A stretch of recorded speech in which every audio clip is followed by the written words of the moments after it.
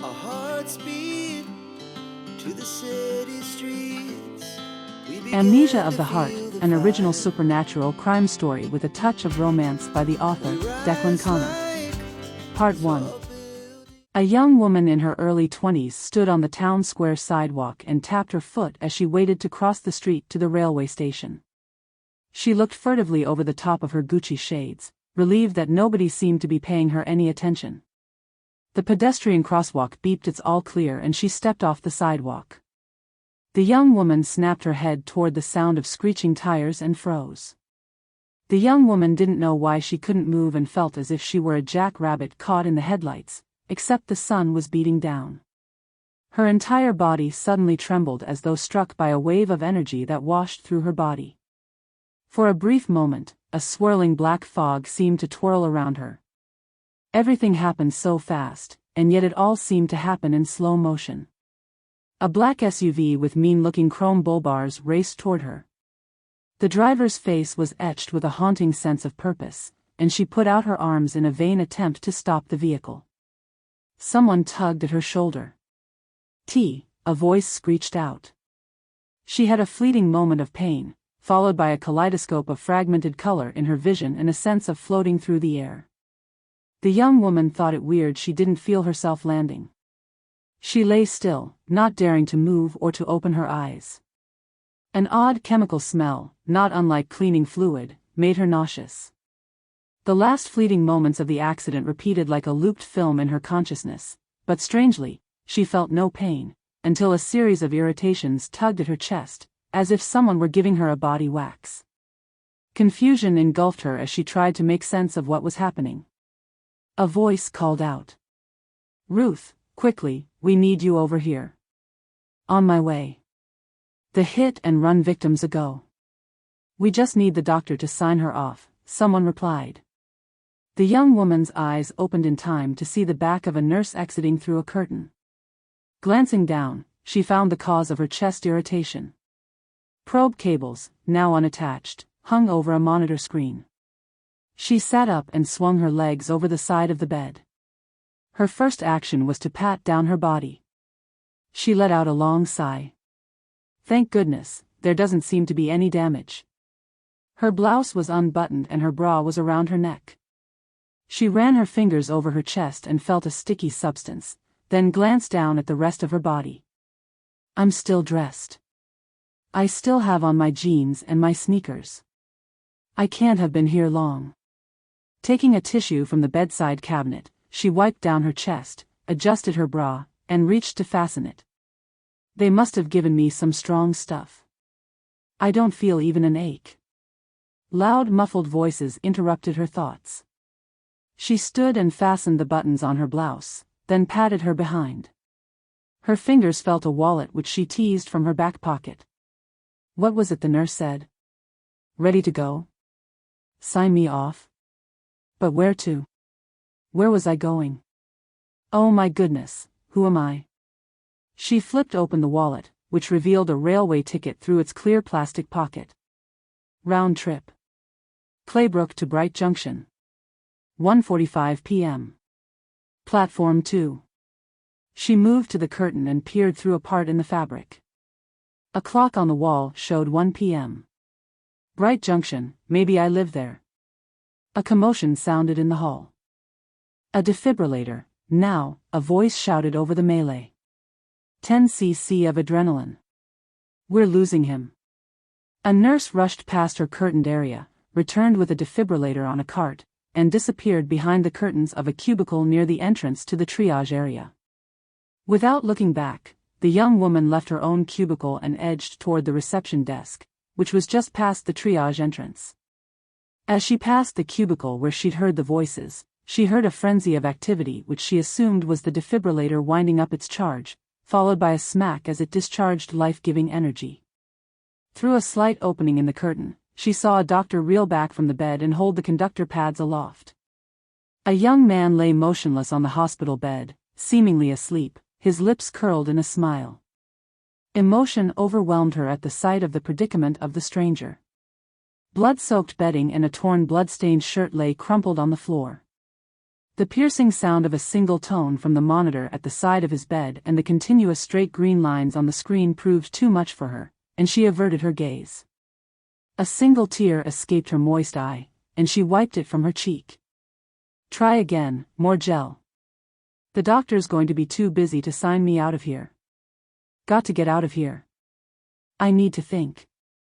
The feeling she needed to leave and to catch the 1:45 p.m. train to Bright Junction overwhelmed her. The swinging doors separating triage from the reception area flung open, and paramedics appeared, pushing a patient on a gurney. She slipped through the doors before they closed and made her way to the exit. When she reached the outside, relief overpowered her and her legs felt weak. She stepped off a paved area at the exit doors, and onto an asphalted surface. The area was covered by a canopy with red lettering, ambulances only. To her left was a gated vehicle entrance and, next to it, an open pedestrian entrance. A small staff parking lot faced her, and bushes lined the drive and sidewalk to the lot. She made her way to a bench set in the bushes on the pathway and sat to gather her thoughts. This isn't a big city hospital. A vision of the guy driving the SUV still haunted her. Why would a stranger do that? Surely not. She squeezed her eyes closed and shook her head, but doing so only seemed to freeze-frame the accident the split second before the SUV hit her. The image sent a shiver through her body, but she forced herself to focus inward, to remember the moment. She could make out two shadowy faces reflecting off the outside of the windshield. One of the reflections was of a blurred, contorted face she thought was her own, and the second figure behind her had no features. A sticker on the windshield obscured most of the second face. She thought she could remember a word from the writing on the sticker. Casino? The remaining words were unclear. With a shrug of her shoulders, she erased the image from her mind and opened her eyes. She looked back at the sign over the hospital's emergency entrance. Claybrook County Hospital, emergency. I can read and tell the time, I know what a hospital is and what a doctor does. So why can't I remember anything about me before the accident? Her thoughts turned back to the wallet which she removed from her pocket and opened. There were some other items behind the train ticket, and she eased them out. A photo of a waif-like woman stared from a New Jersey driver's license. The long dark blonde bangs were swept to one side and seemed to accentuate her blue eyes. The young woman stroked her own hair with her fingers. God, is that me? The lipstick on the girl was a shade of pink. The young woman drew her hand to her lips and kissed the back of it, then gazed at her skin, which revealed faint traces of pink lipstick. Tiffany Morgan. DOB, March 5, 1990, she read aloud from the license. The voice calling out T rang in her mind, and she relived the tug at her shoulder. Her entire essence tingled at the flashback. Someone knew me, they were trying to warn me. They tried to save me. But who was it? A newspaper in the trash can next to her bench caught her attention. There was no need to fish it out because the date on the newsprint was clear enough. Tuesday, May 21, 2011. She paused for a moment and smiled that her powers of reasoning were intact. That makes me 21, if it is me. The address on the license in Atlantic City did nothing to jolt her memory. Maybe Claybrook County is somewhere in New Jersey and that's why someone knew me and tried to call out a warning. Behind the license, she found a folded note. After a moment's hesitation, and then with some trepidation, she unfolded it and read aloud from the handwritten words. Meet me at Cedars Cottage on Tuesday. Don't tell anyone. It was signed D. D? Who the hell is D, and where is Cedars Cottage? She checked the date on the train ticket, the same date as that on the newspaper. Okay, so it's Tuesday. Maybe Cedars Cottage is near Bright Junction and I'm meant to be meeting someone there today. Only one way to find out. An eerie quiet descended as she stood, ready to make her way along the pathway to the pedestrian exit. A sudden blast of cold air struck her body and stopped her in mid-step. The sunlight seemed muted, though it had been bright only a moment earlier. A shiver surged through her body and she quickly looked around for the source of a repetitive screeching which had broken the silence. A nurse pushed a patient in a wheelchair through the doorway at the hospital entrance. When the young woman turned her head and looked to her right, an old woman with unkempt white hair appeared from behind a row of bushes lining the pathway. A white nightdress revealed the old woman's thin translucent arms, and her veins appeared to be on the outside of her skin. Her pale slender fingers trembled, and she labored along the pathway with her head bowed. The young woman decided to ask the old woman if Claybrook was near Atlantic City, but before she could ask the question, the old woman raised her head. Her eyes had no whites in them and appeared as black as coal. "You're 200 miles adrift, dearie," said the old woman, in high-pitched wheezing breaths. "Atlantic City is in New Jersey and you're in Claybrook. Just follow your nose if you wants to find what it is you're lookin' for." She cackled as if she were demented. How did she know what I was going to ask? What am I doing 200 miles from the address on the license? A rumbling sound to her left caught her by surprise and she turned, then watched a car pull through the automatic parking exit gates which rumbled again as they closed. God, I'm on edge, not sure how much more my nerves will take. She turned to face the old woman, but she was nowhere around. A fleeting image in her peripheral vision caught her attention, and she thought she glimpsed a dark shadow, drifting like wisps of smoke and then disappearing behind some bushes on the opposite pathway from where she'd seen the old woman. The sound of leaves rustling in a gentle breeze and of birds singing was noticeable once again. The warm rays from the sun brushed her cheeks and she tilted up her face to the cloudless blue sky. She covered her eyes with her hands and then removed them. The old woman was nowhere in sight, and the wisps of drifting smoke were also gone. How odd. There wasn't an odor from anything burning to cause the smoke. The old woman had been helpful, but the girl's thoughts about the dark smoky shadow made her body shake as she recalled the swirling black fog entwining her body just before the vehicle careened into her. She ran for the pedestrian exit of the hospital drive where she discovered a posted map on the wall, of the hospital and the surrounding area. The old woman was right. I'm in Claybrook. She ran her fingers on the map from the hospital to the train station. Only 2 blocks to the train station. A middle-aged woman and her partner blocked her exit. The woman grabbed her partner by the arm, stepped back, and started to check the contents of her bag. "Thank you," the young woman said as she passed the couple and hurried through the exit, but they ignored her. How ignorant, she thought. Part 2. The young woman ran in the direction of the station and saw it after 2 blocks. She reached the crosswalk to the station and looked to the right. The feeling of déjà vu struck her at the sight of the surrounding buildings. She froze. This is where it happened, dear God. As she gazed down the road, she imagined she could again see the SUV bearing down upon her and hear the screech of its tires. The images flashed in her mind like a strobe light, and she felt faint, her legs weak. She staggered backward and then edged her way along the sidewalk to where the vehicle first had appeared. There were clear tire marks on the asphalt which disappeared as the SUV's tires must have gathered traction and sped toward the crosswalk. She followed the probable path of the vehicle and noticed a pair of sunglasses, with broken frames, against the curb. When she picked them up, there was a flash of light in her vision and an image appeared of the girl whom she recognized from the driver's license photo.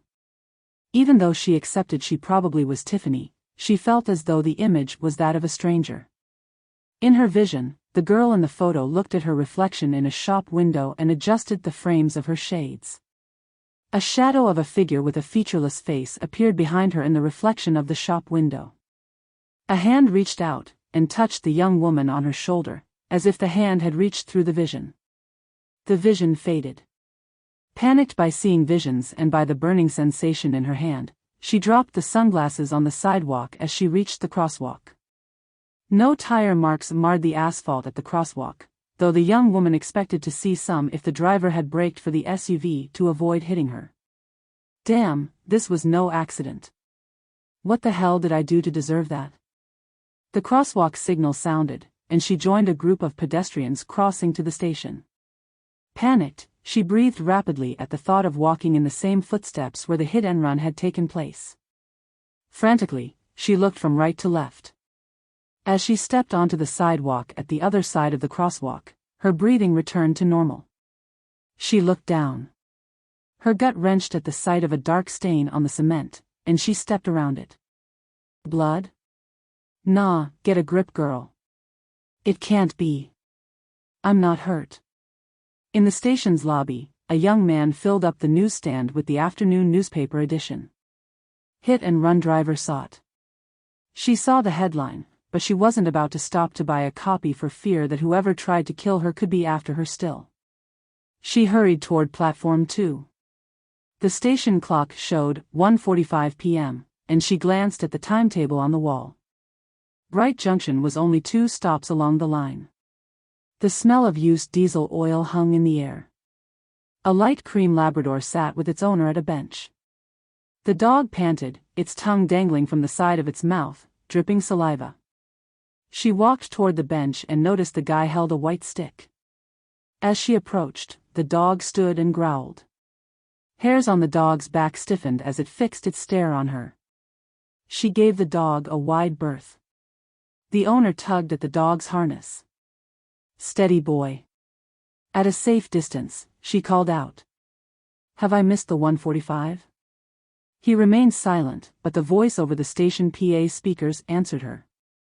The 145 is now arriving at platform 2, bound for Clayton, making stops at Green's Landing, Bright Junction. The rest was inaudible as the train rolled toward the platform, its carriages swaying to the sound of grating metal couplings at odds with each other, as if each car were trying to go its own way. A screech of the brakes pierced the air until the train came to a halt with the loud hissing sigh of the braking system. The door in front of her clanked open and passengers bustled onto the platform.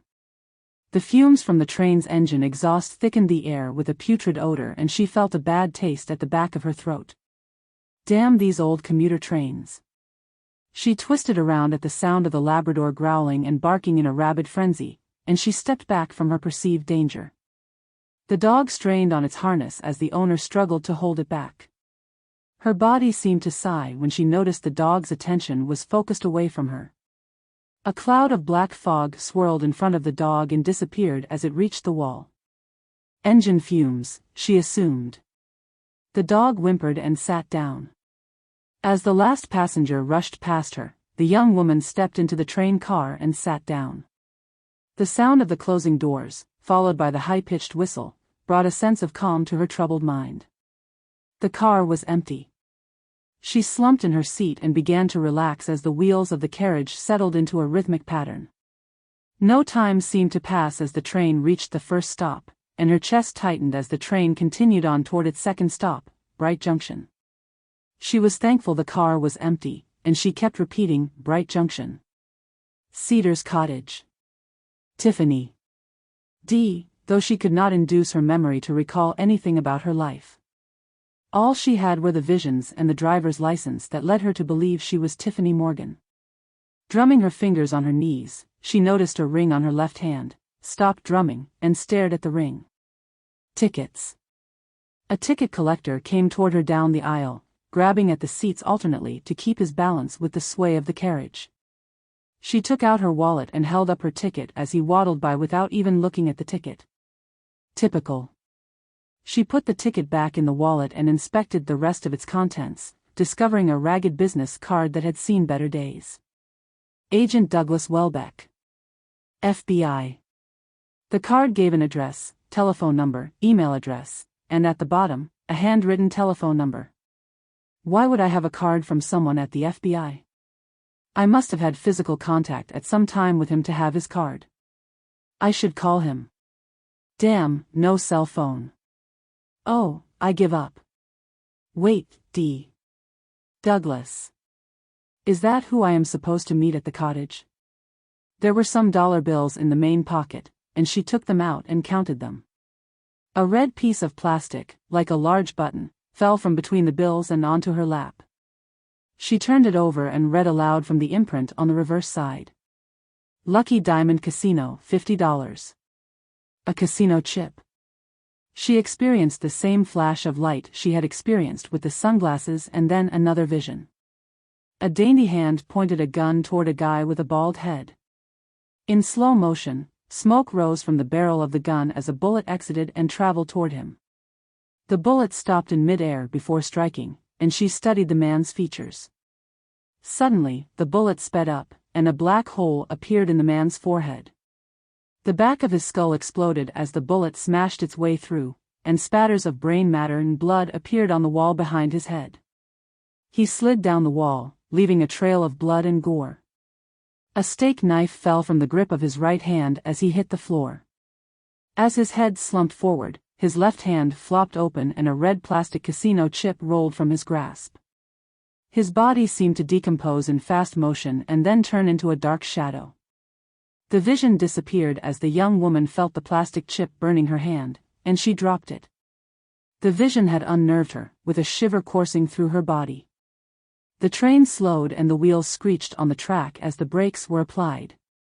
A sign, "Bright Junction," floated by her vision as she glanced through the window.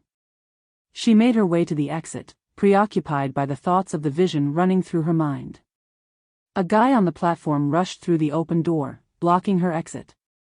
His entire body seemed to merge with hers, and she felt a fleeting surge of energy. What the? She looked over her shoulder to see the guy heading down the aisle. Tell me that didn't happen. Jesus, I'm seeing ghosts now. He walked straight through me. I think.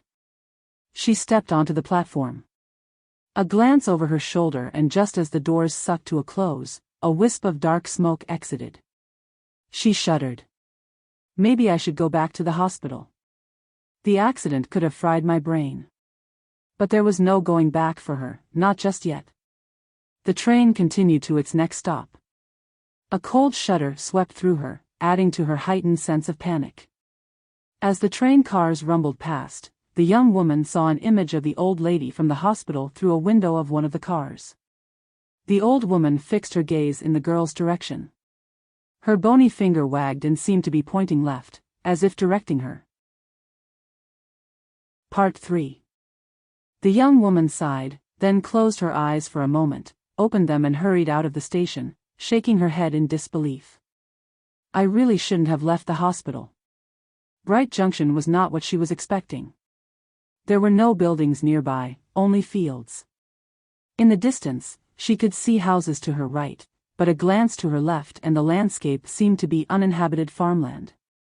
She looked straight ahead, across the road. A signpost pointed to the left. Cedars Farm, it read. Cedars Cottage must be in that direction, she thought. Her thoughts were consumed with trying to recall who D was from the note, and with her hoping that this D, whoever that was, could unravel the mystery of her past. As she walked briskly along the road, young rabbits on the grassy banks at the side of the road darted about, kicking their hind legs playfully in a game of catch me, seemingly unaware of any danger she could pose to them. She lost herself in the beauty of the nature around her and managed to forget her predicament. A pervasive sense of serenity took over her mind that she hoped would last forever. She stopped at a gravel track off to her left and read a moss-covered sign nailed to a post. Cedar Cottage, she read aloud. Bingo. As pleased as she was at finding the cottage, she also felt a sense of foreboding. Her steps were deliberate, and she moved slowly along the gravel track, hoping not to make a sound. Halfway along the track, she stopped and turned, for she sensed she was being followed. Every shadow caused by the trees that lined the gravel track seemed to signal danger as the branches swayed in a gentle breeze, and blocked the sunlight. Even more disturbing, she saw that same dark swirl of smoke in the canopy of the trees for a fleeting second. She picked up her pace. The cottage came into view, and she edged behind a tree for cover. Her hands grasped the tree trunk, and she peered from behind it toward the cottage. The building looked to be dilapidated and the garden overgrown. The palm of her hand started to feel warm as they clasped at the tree trunk, and she had another flash of light in her vision, this time as if a film was plating back. The cottage morphed into its former glory before her eyes, with a freshly cut lawn and well-tended flower beds. The entire image, framed with a mist, was sepia-tinted, like an old-fashioned photograph, and a young girl, no more than 14 years of age, skipped out of the open cottage door, followed by a middle-aged couple. An old woman appeared at the door. She looked familiar, and a fleeting image of the old woman from the hospital passed through her mind. "Dinner's ready everyone," the old lady called out. "No time to play. Tiff, come on in dearie, and wash your hands. Coming gran." She put a hand to her mouth. "Dearie?" That's how the old woman at the hospital addressed me, she recalled. "And the young girl, is that me, too? Are those my parents?" Part 4. In something of a flash, she found herself inside the cottage, looking over a scene at a dining table. The middle-aged couple sat at the table. Tiffany felt no emotion as she saw the strangers in the vision in front of her. Her heart was a stone. The temperature seemed to drop. A door flung open. A bald-headed, squat-looking guy appeared, brandishing a gun. He fired off 2 shots in rapid succession at the backs of the couple's heads. The couple slumped forward and their heads rested on the table. Blood oozed from the backs of their skulls, forming one large spreading pool on the white tablecloth. The old woman rushed into the room from the kitchen and struck the man's arm with a pan. His gun flew through the air, and he turned and struck the old woman on her temple with his fist. Her head hit the corner of the table before she crumpled to the floor. Through an open door, the young girl rushed into the kitchen, and then froze at the sight of the carnage before her, her eyes wide, her mouth gaping. The man grabbed a steak knife from the table. The young girl stooped, grabbed the gun from the floor, pointed it at the man, and screamed as he charged toward her. A flash of light and the image vanished. She shivered at the coldness of her surroundings and found herself in an empty room of the cottage, save for paint tins and a ladder. She slumped to her knees and sobbed aloud. The vision induced by the touch of the casino chip, together with what she had just envisioned, played again in detail through her mind, and she let out a haunting scream, needing to vanquish the torment she felt. Is this my past? Did I shoot the guy? She hauled herself to her feet, using the ladder for support. How did I get in here? Have I had a blackout? What's happening to me? The visions posed more question than she had answers. She just hoped that whomever that was, could fill in the answers and maybe get her back to the hospital for a brain scan. She rubbed the tears from her eyes. After a deep breath, she gained some composure before setting off to explore the other rooms in the cottage and to look for a phone to contact Agent Welbeck. The bare wooden floorboards creaked as she made her way to the upper rooms. She walked through a doorway and was surprised to find a newly decorated and furnished bedroom, but still no telephone. She sat on the edge of the bed and looked around, but it brought nothing to mind of her past. A crucifix hung on the wall over the bed, and a computer sat on a corner desk. She moved off the edge of the bed, sat at the computer, and turned it on, then tapped the keyboard. "Welcome Tiffany," appeared on the screen, followed by the browser opening automatically. She looked at the search tag boxes on the monitor. Facebook. Maybe I have friends and family. She hovered the mouse's arrow over the screen. There was a moment's hesitation at thoughts of what she may discover about her past. She clicked the box, and the Facebook page opened. In the top right-hand corner, she could see Tiffany's Hotmail address and asterisks for the password. She clicked on the screen and a new page opened on a profile. It was blank, except for the name, Tiffany. No friends, no messages, and no photographs. Her shoulders sagged, and then she caught sight of a number 1 over an icon in the top left of the screen. She clicked on the number, and a message appeared. Teddy Bear wants to be friends. She opened Teddy Bear's profile and hoped she would recognize the owner of the page, though the new screen revealed only an avatar of a picture of a teddy bear. No other information.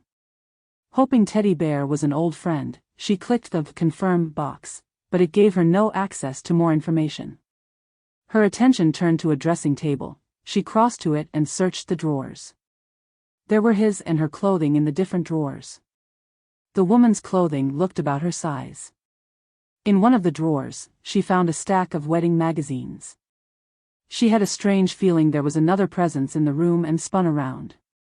She screamed at the sight of the man standing by the computer, terrified while looking for an exit. Part 5. Her heart stopped thumping in her chest as the man before her appeared to be passive.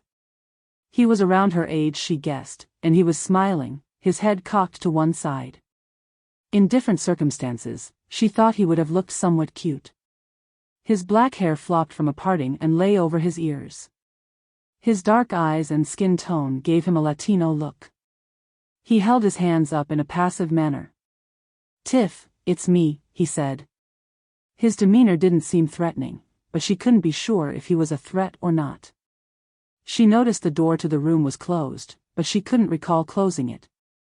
She edged her way toward it, with her back pressed against the wall. "Who are you? How did you get in here?" The man shook his head. "Good acting, you can stop the pretense." "It's me, your teddy bear." She stepped back. "Teddy bear? Now I know I'm losing it." She made a dash for the door, lost her footing, and hurtled to the floor. A surge of energy passed through her arm as his hands gripped her and helped her to her feet. She pulled back from his grasp. "I felt your touch. At least I know you exist, and you're not a figment of my imagination." She stood back and smoothed down her blouse. "It's me, Dave, your fiancé. Stop acting like you don't know me." That revelation disturbed her. "Huh. Is this a freaking sick joke or what? Don't you dare come near me." The significance of D on the note dawned on her, but she didn't have any feelings for him, nor did she recognize him. "How did you get in here without me hearing you?" He clicked his tongue. "Hope you're ready for this. I followed you through a shortcut from the hospital. Lucky you accepted my friend request. Come on, Tiff, stop playing games. You know who I am." She stamped her foot on the floorboards out of frustration. "No, I don't, and what's this shortcut?" He hesitated, then answered. "There was a computer connected to the internet at the hospital reception, and I worked my way here through the internet highway and into the room through the screen. Of course, I wouldn't have made it if you hadn't clicked confirm, so you must know me. Don't tell me you accept every friend request from strangers." Her frustration heightened. "Whoa there, just a minute, would that be a mental hospital?" She felt for the doorknob. "Hell, you don't remember, do you? Maybe you left your memory and your corpse back in the hospital." His eyes moistened. "Check the engagement ring on your finger. I gave it to you. 7 stones encircling an emerald in the center. Corpse. Engagement ring?" She imagined he had a few shingles missing in the brain department. "Listen, I don't know what your game is, but I don't know you." She had a flashback to the young man in the hospital and started to sob. "Wait, I recognize you now. It's you, from the hospital, but you're dead. I saw you." She tried to make sense of the situation. "Wait, I get it. The boy in the hospital bed had a crazy twin, you. You followed me here." He shook his head at her, mocking him. "You don't get it, do you? We're both dead, you're a spirit too." Now she knew he was crazy. "Come on, get real," she said and raised both hands, then quivered her fingers at him. Like, woohoo, spooky. She noticed the ring on her engagement finger and she stared at it. Her hands dropped by her side, leaving her dumbfounded. "Okay, think what you want, but that SUV killed us both at the crosswalk to the train station. I called to you and tried to pull you out of the way. We were meant to meet up here, but I bumped into you in town on your way to the station when you were prettying up your hair in the reflection of a shop window and fixing your shades. Remember?" A rerun of images flashed through her mind, from the 2 shadowy reflections in the windscreen of the SUV, to the sound of someone trying to call her name. In sheer frustration, she turned around in a circle, then faced him. "But I don't remember anything, only these damn visions. How can I be a spirit if I felt you touch me when you helped me to my feet?" He pointed to a mirror over the dresser. "Look in the wall mirror and tell me what you see." She walked to the mirror, and he stood behind her.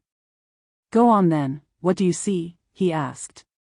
A tear rolled down her cheek, and she turned to face him. "Nothing. I just saw the room." Her shoulders sagged and her eyes moistened. There you are then. Now will you believe me? Her bottom lip started to quiver. No way, wait. The guy on the train, he wasn't the ghost.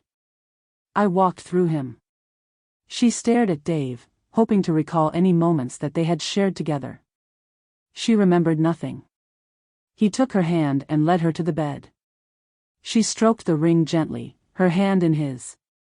A flash of white light and she envisioned Tiffany sitting on a park bench. Dave stood in front of her and went down on one knee. Will you marry me? He asked. Yes, I will, she replied while squirming on the bench in glee. He slipped the ring onto her finger. The image faded. Her hand burned, and she pulled it from his grasp and sat on the bed. Dave looked down at her, a concerned expression on his face. He folded one arm across his stomach, placed his other hand under his chin, and stroked his stubble. Listen, I hope all this is temporary. People sometimes lose their memory after an accident, but it comes back. I'll try and help you to remember, but maybe it's a good thing you don't remember, for now. We still have a job to do and we don't want emotion getting in the way. But know this, I love you with all my heart, Tiffany Morgan. Tiffany could see the sincerity in his tear-filled eyes, but wasn't able to return the sentiment. I don't know what to say. I keep having flashbacks when I touch things. Maybe given time, I'll start to remember everything. You're gonna have to be patient. Tiffany hoped her words would give him some relief from the pain etched on his face. What's this about a job? Tiffany asked. There has to be a reason for us still to be hanging around. Maybe we need to finish what we started and get the mob that was behind the hit man who killed your parents. Come to think of it, that also includes the driver of the SUV that put us in this predicament. Put them behind bars where they belong. Maybe then we can move on. Mob? What did my parents have to do with the mob? She sat up and pulled a pillow to her and cradled it as she rocked to and fro. Her head swam with the vision of her murdered parents. Holding the pillow in her embrace reminded her of the child she could now never have. A primeval howl escaped her lips. She punched the mattress. Dave moved toward her with outstretched arms, but Tiffany signaled him to stop with the palm of her hand. You said move on. Where's on? Part 6. He didn't answer, and ran his fingers through his hair. Can't we just phone the police? I have a card from the FBI with a phone number. I should have phoned them earlier if I'd have been thinking straight. Maybe they can sort it out. He rolled his eyes. They won't be able to hear us or see us. Besides, can you remember anything of what you discovered in Atlantic City and where you hid the computer disk? If you do remember, maybe we can contact a medium to pass on to the FBI where to find the disk. Try as she did, she had no recall of anything to do with Atlantic City. Medium? Tiffany snickered. What do you know about what happened? I know nothing about any disk. Maybe I've already given it to the FBI. The card, remember. More to the point, why did the mob kill my parents? Dave shook his head. Oh my. You really don't recall anything, do you? Your dad was a realtor in Atlantic City, but unfortunately for him, the mafia used him to buy up land and property as a front for some racket. Doesn't sound very mafia to me, she said. I thought they were involved in drugs. Whatever. Your dad found out what they were up to when people who wouldn't sell started dying. He started digging, they found out, and your family fled here to the cottage. They followed him and... She interrupted him, not wanting him to spell out what happened next. Yeah, I know the result from my visions. Her eyes welled up again when he continued. Your gran died a few months back and left you this cottage. Her dying words were that she'd look out for you. We were renovating the cottage to sell it when we got married. We were going to move to Ohio, near my family. Her eyes widened. Married? She looked him in the eye, hoping for some sort of spark. Sure, he was cute, she thought, but what good was that now that she had accepted they were both dead? The situation was tearing her apart inside. Well, you can forget that now. Till death do us part, as they say. And seeing as we're dead, well, I'll leave that for you to work out. Oh, very amusing, Tiff, he said with the sway of his head and a roll of the eyes. Tiffany huffed. How is it amusing? For goodness sake, we're dead. Tiffany rolled to her back on the bed and stared at the ceiling. But I don't know anything. What good is it if I can't remember? Why can't I just go to heaven and be done with it, 'cause this is hell? He looked down at her. There must be a reason. Maybe it's like they say, when spirits are trapped in the afterlife, it's because they need closure. The disc is the key. Only you know where you hid the disc. We agreed I shouldn't know where you'd hidden it. You were going to pass it on to the FBI, but the mob found out you had copied the disc from a random security check of a CCTV camera recording we'd overlooked. My friend in security warned me, and here we are. She shrugged her shoulders. You mean dead? She recalled the word casino on the windshield of the SUV and made the connection to the hit and run. I'm confused. Did the mafia find the disc? No, at least, that's what you told me in Claybrook. You had to get out of Atlantic City in a hurry and left the disc behind in a safe place. There wasn't time to get to your apartment and pack, so you left your cell phone behind. You were supposed to hand over the disc to the FBI at Claybrook train station and tell them what had happened. Her lack of recall infuriated her. How would the mob have known where to find me? Dave took a seat on the corner of the mattress. It wasn't hard for them. You'd taken a job in the office at the casino to gain access. An intense ache pounded in her forehead. She thought his words were just that, words. All he had said was information overload. The words meant nothing to her. She felt helpless, but deep down, she knew there had to be a reason they were marooned in the afterlife. Dave is right. We somehow need to find closure, she thought.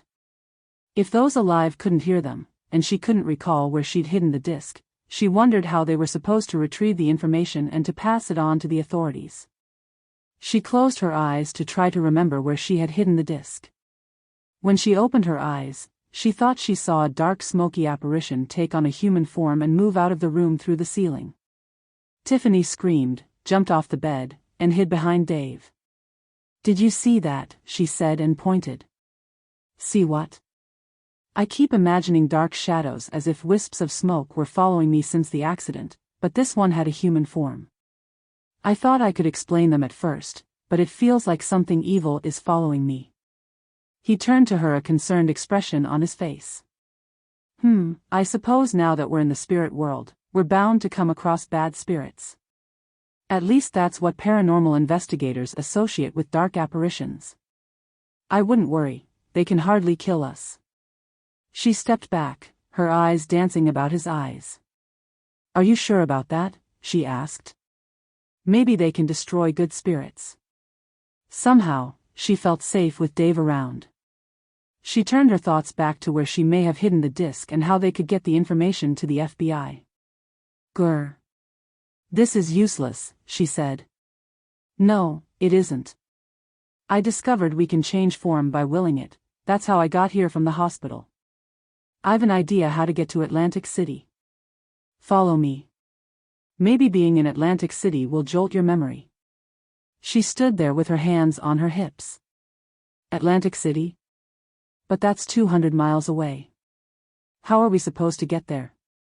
Part 7. Dave walked over to the computer monitor and stared at it. His entire body shimmered, and then fractured into a white mist that swirled around ever faster, until it resembled a twister. The point of the twister was sucked into the monitor. Tiffany looked around, aghast. A sense of loneliness drove her toward the screen. The room temperature suddenly dropped, and she sensed someone behind her. She glanced around the room and suddenly felt paralyzed. Wisps of black smoke floated through the wall as the temperature lowered even more until the room was icy cold. The smoke thickened and began to take on a human form. First the head formed, without hair. Shoulders appeared, then arms, and the apparition's hands pushed at the wall. Its masculine torso came into view. Tiffany fought her paralysis with all her willpower. She finally broke free, jumped onto the bed, and grabbed the crucifix. What is it you want? Leave me alone. Revenge. His haunting voice echoed around the room. She thrust the crucifix toward the apparition, and the first line of the Lord's Prayer escaped her lips. She forgot the rest of the verse and kept repeating the first line. The apparition suddenly backed through the wall and out of the room. The temperature returned to normal again, and she dropped the crucifix, scurried off the bed, hurried to the computer monitor and stared at it, as Dave had done. Please, please, just get me out of here. The monitor began to ripple from the center as if it was fluid, forming a whirlpool into which she was drawn, and she sped along in a vortex as a blue sphere of light, following another pulsating sphere of blue light. She felt as if she were riding a roller coaster in darkness. At first she and the other sphere twisted and turned at speed. A bright light appeared in the distance, growing larger, until they passed through it and the ride smoothed out.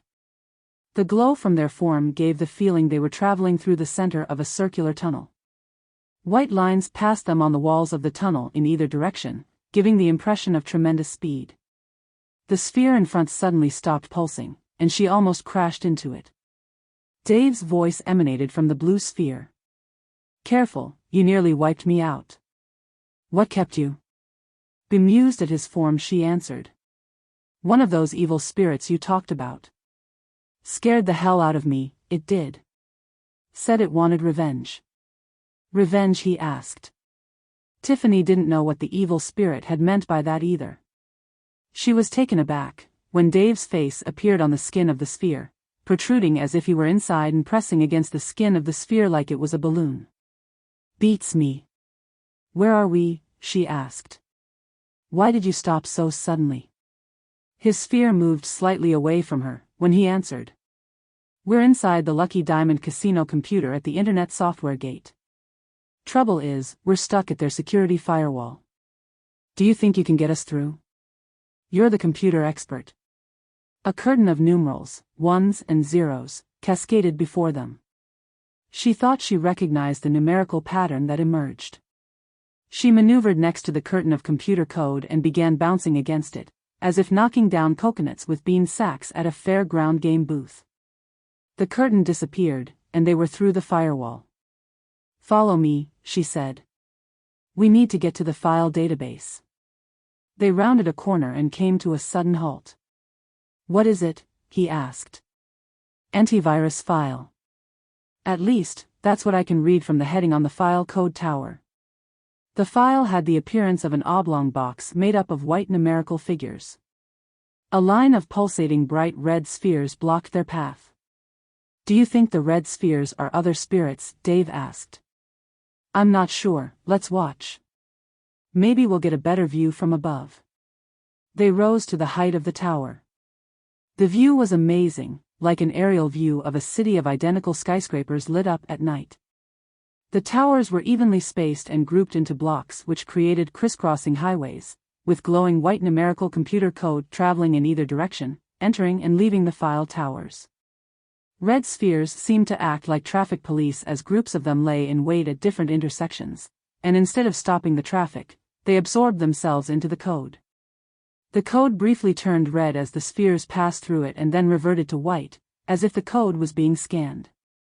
I think the red spheres are part of the antivirus software, Tiffany said. Can we get past? You're the hacker. She inched forward and came to a halt. It's like an energy field. I can't move forward. I have an idea, think red, she said. Think Trojan horse. Let's get down there and give it a try. They both turned red, descended, and floated slowly toward the line of red spheres. The line advanced toward them and circled them. She offered a silent prayer that her camouflage plan would work. The circle broke, and the red spheres formed a pathway for them instead. They traveled to the vast city-like chamber with row after row of oblong box shapes formed from glowing white numerals, ones and zeros. We're in. This is the database. We need to find the file I set to copy onto the disk. At the top of the files, she saw the code for the file headings. I can read the file codes. We need to find the correct file, but I can't remember what name I gave it. They moved along the rows of files.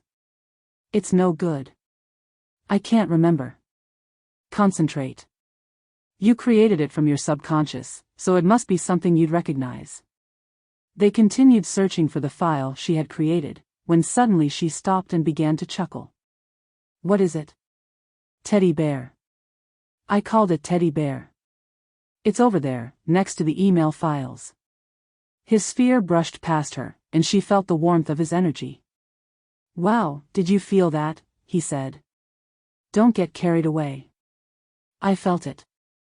We have to figure a way to get this into an email and to the FBI. She noticed they had turned blue again. I'd not thought of that.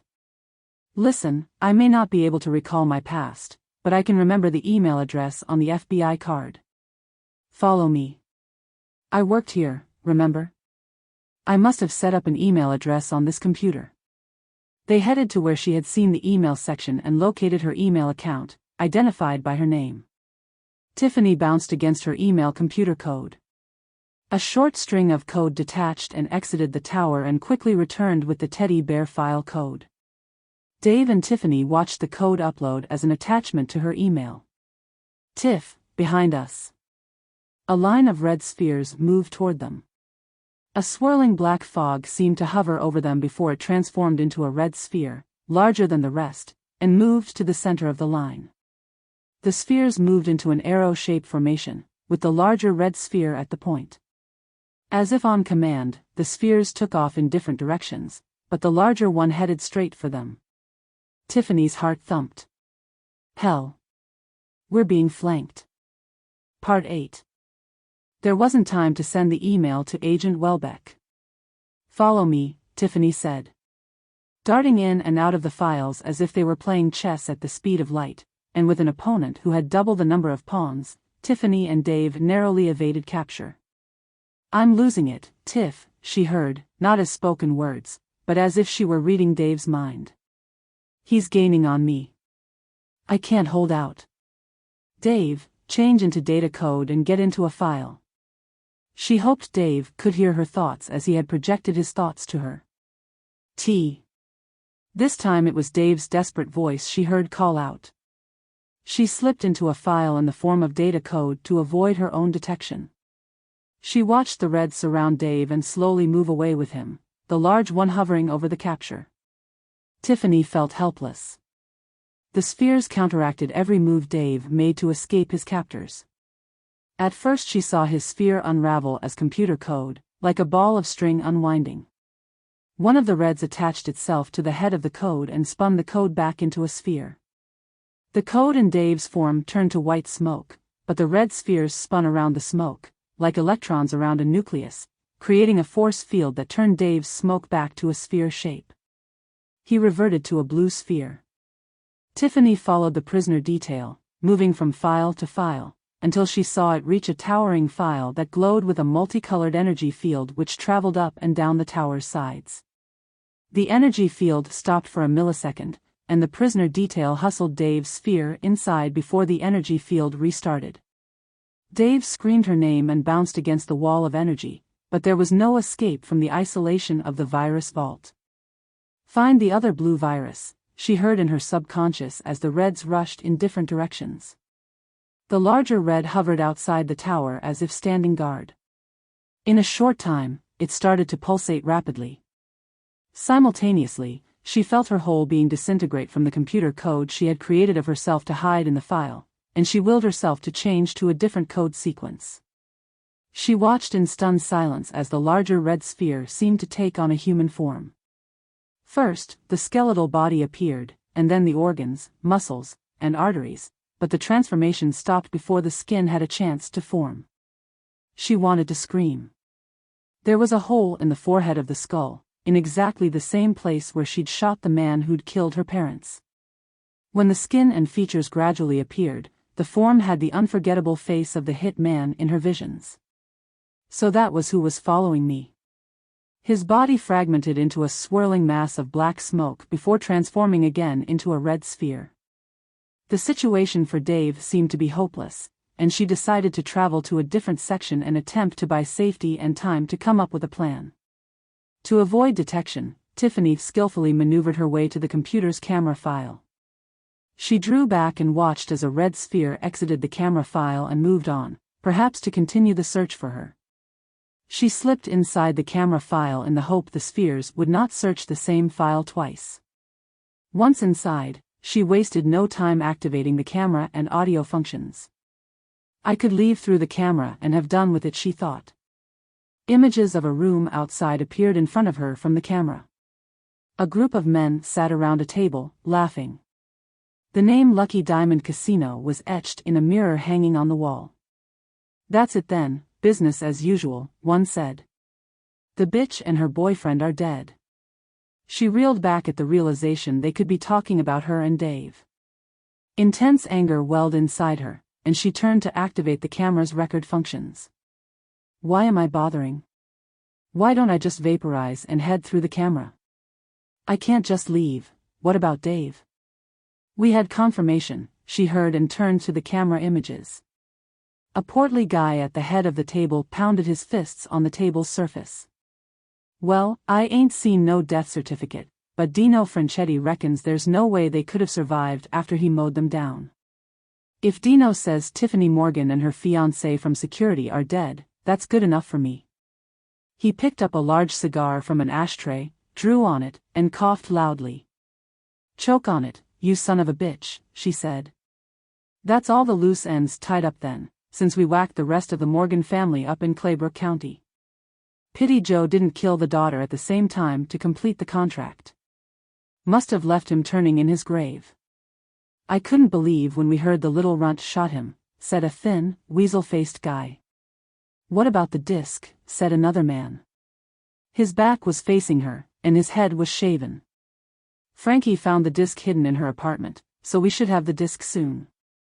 Don Petrie in New York has organized an offshore company to launder the investment money since we finally bought that last tract of land from the deceased estate after we whacked him. We can start the operation to begin recovering the oil from the shale next week, Weasel said. Tiffany reared backward.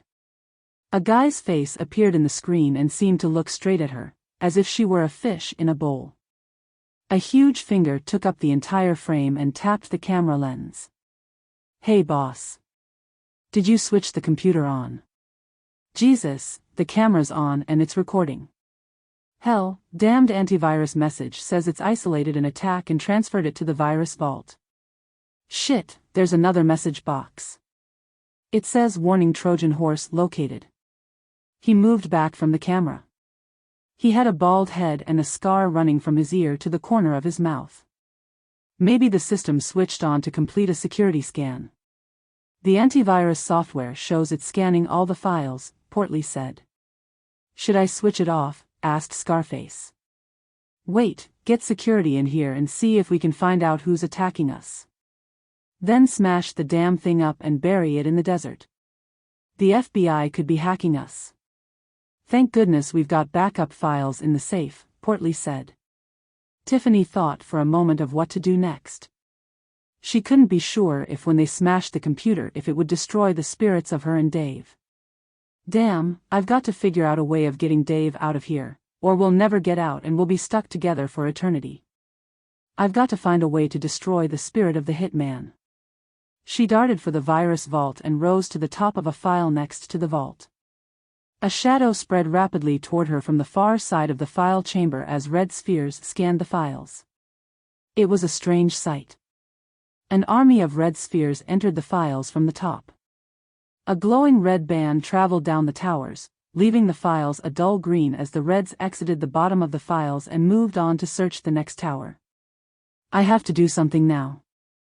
She tried to free her mind and use all her powers of concentration. A vision appeared in her mind's eye of her grandmother. Gran's blue eyes sparkled and a glowing aura surrounded her body as she floated before Tiffany. A sense of calmness washed through Tiffany at the vision. You have the answer, dearie, Gran said. You have it within you to change things. Now finish the sucker off so I can rest in peace. Tiffany was bemused. She knew from Dave that her Gran had promised to look out for her, but giving her a riddle instead of some sort of zap gun seemed somehow inappropriate in the circumstances. Red spheres began to close in on her and panic set in as she feared capture and failure at what they'd set out to do. Part 9. Tiffany gave it some thought as to what her gran had said about having to change things. The answer came to her. She darted out of the tower and into the next one, evading the red spheres as were about to take her captive. From the safety of the tower she hatched her plan and put it into operation with a hope and a prayer. Moments later 6 reds escorted their captive of a blue sphere to the virus vault. Think red. Tiffany tried to project the thought into the virus vault. The energy field turned off for a split second, and the prisoner detail jostled the large red inside the vault and bounced it to the far side. What the? Get the blue one Dutch bags, the larger red sphere growled out and then morphed into a human form. 7 reds exited the vault and the force field resumed. 6 of the reds merged with a blue to form Tiffany's one blue sphere. Got ya, ya son of a bitch, said Tiffany. Dave changed himself back into a blue sphere outside the vault. How did you think of that? Dave asked. Desperation and Gran's riddle. Come on, let's get to the email file before the reds. Better we both turn red, just in case we're too late and they're waiting for us. A loud growling sound reverberated in her mind. They both reared away from the vault as the figure inside it hammered his fists against the energy field, creating a fizzing sound. The figure transformed into a fluid mercury-like form which moved over the surface of the energy field as if looking for a way out. The contorted angry face of the hit man appeared on the surface of the form as it stopped moving and then rolled down toward the force field at the bottom of the virus vault. On impact, it changed to a black shadow and glided toward the back of the vault. Tiffany wanted to hold Dave out of a sense of relief, but grinned inwardly at the realization she had no arms. He's finished. Come on, let's get out of here, said Tiffany. Why didn't you leave me here? He asked as they searched for the email file. She didn't have an answer, but dwelt on the question as they found and entered the email file. Tiffany bounced against the code. A short string of code exited and returned with the camera code and added the recorded camera file as an additional attachment. Let's do this together and hit the send code, she said. They merged and hit the code, then separated. Oh my God, he said. Tiffany sensed she was blushing. That's something of an understatement. That was some experience. She felt as though she seemed to be pulsating more than she had done in the afterglow of them joining together and noticed they were both now a glowing pink color. Shame to burst your bubble, but when we joined, it was more of a self-gratifying intense one-night stand. It changes nothing. I still can't remember us together in my past life. Saying that, there was no doubt that she had enjoyed the experience. Tiffany regretted the put-down and wished she could take back the words. To hell with the past, he said. You still haven't answered why you came back for me. Besides that, I could get used to this joining business for eternity. He has a point. She didn't respond, but she smiled inside. Did you feel that? Dave asked. Do you mean a sudden urge to head back to the hospital computer? Tiffany followed him as he led the way. There were loud explosions in the background as they left the database. Flames followed the couple along the lines of the printed circuit boards. The flames grew ever closer and Dave screamed. Head for the white light. As they sped toward the white light, Tiffany didn't think they would make it. Damn, they're smashing the computer. Dave's sphere dropped behind her, and Tiffany experienced a surge of speed as he careened into her. Dave, she called. She sensed he'd sacrificed himself for her, when she heard a faint voice in the distance call out to her. Tiffany. Part 10. Tiffany cried as emotion consumed her entire being. Memories from her entire life passed before her as if she were viewing a movie in fast motion. A vision appeared. She looked down at a hospital bed to see her body lying there. A doctor and a nurse stood at the side of the bed. She felt the air spin around her entire essence and she melded into her body on the bed until her vision blurred, and she squeezed her eyes shut at the dizziness. When the sensation of spinning ceased, she at first felt at peace, but then she experienced a powerful sense of loneliness and panic. Dave, I need Dave, crept into her consciousness. She prayed. Please, God, tell me he's safe. She heard Dave call out her name and opened her eyes, hoping her prayers were answered. She found herself in the same hospital bed from which she'd made her escape, after the hit and run. Thought we'd lost you for a minute and not for the first time, said a jubilant-looking doctor. You're going to be fine. Tears streamed down Tiffany's face, and the nurse patted her cheeks with a tissue. There. No need to cry. You're safely back with us. Glad you came back to us, the nurse said. Tiffany glanced at a monitor at her bedside. Yeah, well, I left something behind that I needed, but had forgotten. Please, tell me Dave made it, she whispered. You're a fighter, I'll give you that, the doctor said. The only thing that's baffling us is the blisters on the palms of your hands. There were no signs of burns on your hands when they brought you in. She looked down at her hands, covered with cream and entombed in plastic bags. Can I talk to her? A man in a suit parted the curtain and flashed a badge as he approached the foot of the bed. FBI agent, Douglas Welbeck. No. She needs rest, doctor said. Out of here, now. Wait, Tiffany said. Agent Welbeck. Check your emails. The man pulled out his iPhone. There's a message from you on here, with some attachments. He looked bewildered when he opened the message. But the time on the header? He scratched his head and looked at his wristwatch, then glanced at a wall clock. Don't ask. There should be everything you need in there. Her chest tightened and she was frustrated the nurse hadn't answered her question about Dave. She feared the worst. Please, tell me. Where's Dave? Did he make it? The nurse ignored her, glanced at the machine showing Tiffany's pulse rising, and threw a look at the doctor. He nodded. The nurse hurried through the parted curtain, past Agent Welbeck. Tiffany read the wall clock behind Agent Welbeck, 1:05 p.m. Maybe the accident has affected my recall, and the whole thing I just experienced was a nightmare. Perhaps the computer's clock was wrong when I actually sent the email from the casino and there never was a disk. I thought my dream seemed too bizarre to be true. The nurse returned and finally answered her question about Dave. Don't worry, it was touch and go for a while. You've both been unconscious, but I've just checked, and he's going to be okay. In fact, you're both doing fine. Lucky the accident was near the hospital. He's a few partitions down. We'll move you both into recovery so you can be together. Teddy bear, she called out, though doing so was a strain on her injuries. I can remember everything. I'll love you for eternity, she croaked out. His reply never sounded so sweet. Eternity? Sounds good to me, Tiff. Ditto, think red honey, he called back. Oh my God. Did you hear that? Tiffany pressed her head into her pillow and cried tears of joy. Declan Conner is the author of a catalog of full-length psychological, crime, and speculative thriller fiction books available on Amazon in all territories. You'll find the link in the description. As the chemicals they take us higher. The night's young, it has just begun. As she puts her hand in mine, we wanna chase the night.